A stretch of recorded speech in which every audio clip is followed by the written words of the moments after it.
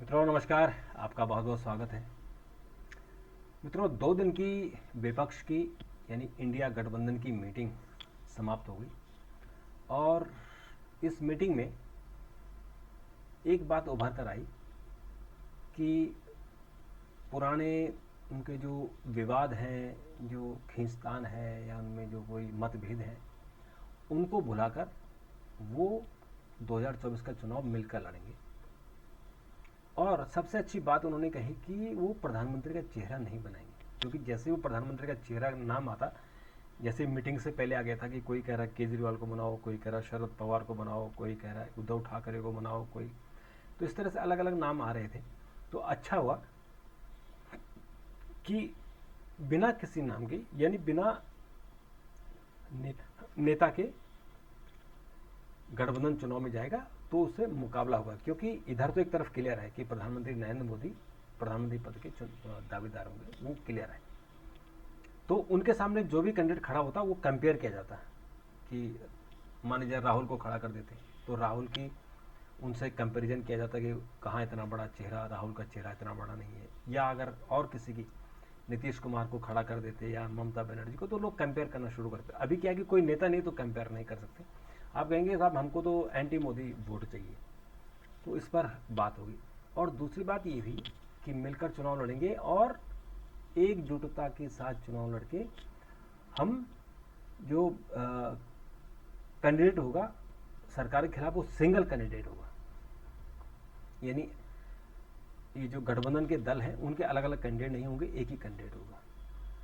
और उसके अलावा आज इन दलों ने कुछ समितियों का गठन किया है, बड़ी बड़ी समितियां बना दी हैं और कहा है कि इनमें टोटल 28 दल हो गई। पहले 22 दल थे, अब इनकी संख्या बढ़ गई है। तो कुछ इन्होंने समितियां बनाई हैं। एक तो जैसे समन्वय समिति है, इसमें केसी वेणुगोपाल हैं, शरद यादव हैं, टी आर बालू, तेजस्वी यादव, अभिषेक बनर्जी, हेमंत सोरेन, संजय राउत, राघव चड्ढा, डी राजा, उमर अब्दुल्ला, महबूबा मुफ्ती, लल्लन सिंह, जावेद अली।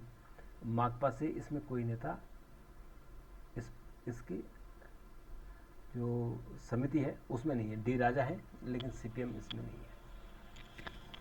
और जो चुनाव अभियान समिति है उसमें गुरदीप सिंह सप्पल है, संजय झा हैं, अनिल देसाई हैं, संजय यादव हैं, पीसी चाको है, चंपई सोरेन है, बिनोय विश्वास है, न्यायमूर्ति सैयमूर्ति हसनैन मसूदी हैं और शाहिद सिद्दीकी हैं, एन के रामचंद्रन है, जी देवरानंद है, रवि राय हैं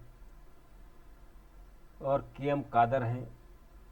और इसके अलावा इसमें एक और जो सोशल मीडिया की समिति है उसमें सुप्रिया श्रीनेत्र हैं, राघव चड्ढा हैं, सुमित शर्मा हैं और इल्तजा महबूबा भी हैं और प्रांजल भालचंद्रन।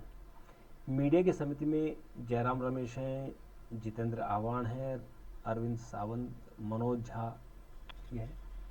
और इसके अलावा इसमें एक और है जो शोध समिति है, जिसमें केसी त्यागी, राजीव रंजन है, लाल आलोक रंजन है, इमाम नबी है, प्रियंका चतुर्वेदी है, वंदना चौहान है, ये इसमें मेंबर होंगे। तो टोल मिला के इन्होंने कुछ कमेटियों का गठन किया है और कुछ इन्होंने कुछ निर्णय लिए। और उसमें जो बड़े लीडर हैं, जो सीएम है, अगर हम हेमंत सोरेन को छोड़े तो बाकी इसमें सीएम शामिल नहीं है। ममता बनर्जी ने भी कोई अपना नाम नहीं दिया, एक नाम सिर्फ है, उनका जो भतीजा है बनर्जी को सिर्फ कोऑर्डिनेशन कमेटी में रखा गया, बाकी किसी कमेटी में टीएमसी का आदमी नहीं है। और मित्रों पूर्व सांसद प्रभुनाथ सिंह को उम्र कैद की सजा हो गई है। प्रभुनाथ सिंह आरजेडी में रहे, जेडीयू में भी रहे और बड़े दबंग नेता, बहुत खतरनाक टाइप नेता हैं। इन पर हत्या का आरोप है और ये सुप्रीम कोर्ट आ गए थे, इनको आजीवन कारावास तो मिल गई थी, उसके बाद ये सुप्रीम कोर्ट आए थे। और 95 में बिहार के सारण जिले में विधानसभा चुनाव के दौरान मतदान के दिन 2 लोगों की हत्या करने के मामले में राज्य के पूर्व लोकसभा सदस्य प्रभुनाथ सिंह को उम्र कैद की सजा सुना दी गई है। न्यायमूर्ति संजय किशन कौल की अध्यक्षता वाली पीठ ने कहा कि बिहार के महाराजगंज से कई बार सांसद रहे प्रभुनाथ सिंह और बिहार राज्य को मारे गए दोनों लोगों के परिजनों को अलग अलग 10-10 लाख रुपए मुआवजा देना होगा। ये भी उन्होंने कोर्ट ने निर्णय लिया है और कहा कि इस मामले में घायल व्यक्ति को 5 लाख रुपए देना होगा। घटना 95 की है जब जनता दल के विधायक आलोक सिंह के आवास पर उनकी हत्या करने के मामले में दोषी ठहराए जाने के बाद प्रभुनाथ सिंह वर्तमान में हजारीबाग जेल में बंद है। तो जो एक एमएलए हैं जेडीयू के, उनकी हत्या के आरोप में, अशोक सिंह है, उनके आवास पर उनकी हत्या के आरोप में पहले ही इनको सजा हो चुकी है। ये हजारीबाग जेल में अभी भी बंद है, अभी भी इनको आजीवन कारावास है। तो अब इनको 2 लोगों की हत्या के मामले में और आजीवन कारावास की सजा होगी। तो राजस्थान में जल जीवन मिशन के अफसरों के ईडी के छापे पड़े हैं। तो ये जो जल जीवन मिशन के तहत घर घर पानी पहुंचाने की योजना है केंद्र सरकार की, उसी में घोटाला हो रहा है। देखिए क्या हो रहा है। सूरज की ओर आज रवाना होगा आदित्य L1 मिशन, बहुत ही बहुप्रतीक्षित। और चंद्रयान 3 की सफलता के बाद हम सब लोग, पूरा देशवासी इस उम्मीद में है कि आदित्य-1 भी सफल होगा और वो पृथ्वी से 15 लाख किलोमीटर दूर जाकर अंतरिक्ष में अपना स्पेस बनाएगा और वहाँ से पृथ्वी जो सूरज है वो बिना ग्रहण के सूरज का अध्ययन करेगा, सूरज की किरणों का अध्ययन करेगा, उसके ताप का अध्ययन करेगा, उसके जो वलयाकार हैं, उसकी जो सरफेस है, तो उसके बारे में वो अध्ययन करेगा।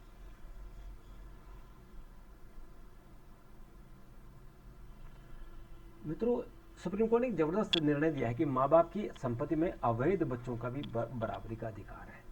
हिंदू उत्तराधिकार कानून के तहत सुप्रीम कोर्ट का अहम फैसला है और कहा कि अमान्य या अमान्य करने योग्य विवाहों से उत्पन्न बच्चे कानून के नज़र में वैध होते हैं। बिल्कुल सही निर्णय है। ये निर्णय सुप्रीम कोर्ट का स्वागत योग्य है और अवैध संतान कभी नहीं होती। माँ बाप के संबंध या लड़का लड़की के संबंध अवैध हो सकते हैं, बच्चे अवैध नहीं होते। तो मित्रों, G20 की तैयारियां जोरों पर हैं और दिल्ली के स्वागत के लिए सब लोग तैयार हैं और बड़ी जोर शोर से तैयारियां चल रही हैं। साफ़ सुथरा हो गया है, जगह जगह गमले लगाए जा रहे हैं, पेंटिंग की जा रही है, बड़ा सुंदर दिल्ली सजाया जा रहा है। तो इसके कारण कुछ दिल्ली वालों को दिक्कत होगी 7 तारीख से, लेकिन थोड़ी बहुत तो दिक्कत चलती है। पूरे दुनिया भर के मेहमान हमारे देश आ रहे हैं, हम सबका फ़र्ज है कि उनका स्वागत किया जाए। हर घर पहुँचे मेरी माटी मेरा देश अभियान। आज से मेरी माटी मेरा देश अभियान शुरू हो गया है और इसके कारण देश भर की 7500 स्थानों की मिट्टी और पौधे दिल्ली आएंगे और जो नेशनल वार मेमोरियल है वहाँ उनको स्थापित किया जाएगा। और चूँकि हमारे सैनिकों ने शहादत दी है तो उन्हें श्रद्धांजलि देने के लिए बहुत बड़े स्तर पर एक प्रोग्राम हो रहा है।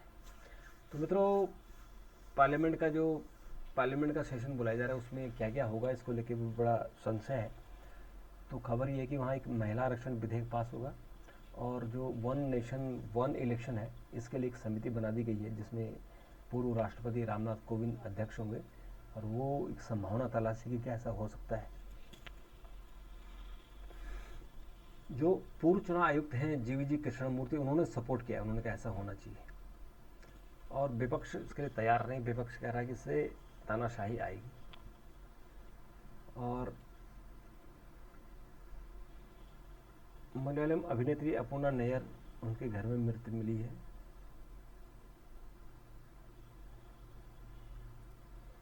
तो मित्रों, एक और घटना घटी है कि केंद्रीय मंत्री कौशल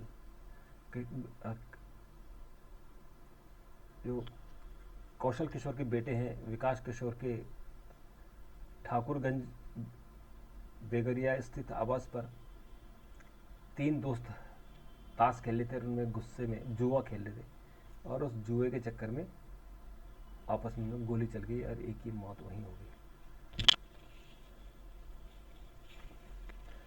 तो जुआ खेलना, दोस्ती में जुआ, 15,000 रुपये वो हार गया था, उसने खेलने से मना कर दिया, झपटा झपटी हुई और गोली लग गई।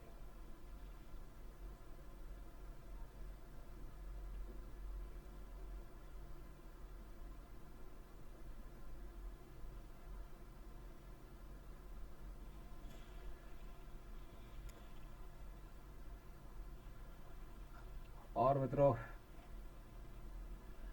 भारतीय बल्लेबाज और पाक गेंदबाजों की तिकड़ी के बीच होगा एशिया कप का पहला मैच हो रहा है, और ये भारतीय समय अनुसार 3 बजे से शुरू होगा। और ये मैच जो है पहले कल भारत और पाकिस्तान की टीमें एशिया कप में आमने सामने होंगी, और यह विश्व कप ये रिहर्सल की तरह होगा मैच, जिसमें विराट कोहली और रोहित शर्मा जैसे दिग्गज बल्लेबाज का सामना हारिस रऊफ और शाहिन शाह के बीच होगा। तो ये एक ट्रायल मैच है, और जिनके बाद जो पहला मैच होगा वो 13 या 14 सितंबर को अहमदाबाद में होगा। प्रज्ञानानंद का अभिनंदन किया आज अनुराग सिंह ठाकुर ने, और ये इस बच्चे ने देश का नाम रोशन किया है, खूब नाम कमाया है, इसको पूरे देश का नाम रोशन किया है, उसको देश की तरफ से बधाई। तो मित्रों, आज के लिए इतना ही, कल फिर मुलाकात होगी, तब तक के लिए नमस्कार, थैंक यू, धन्यवाद।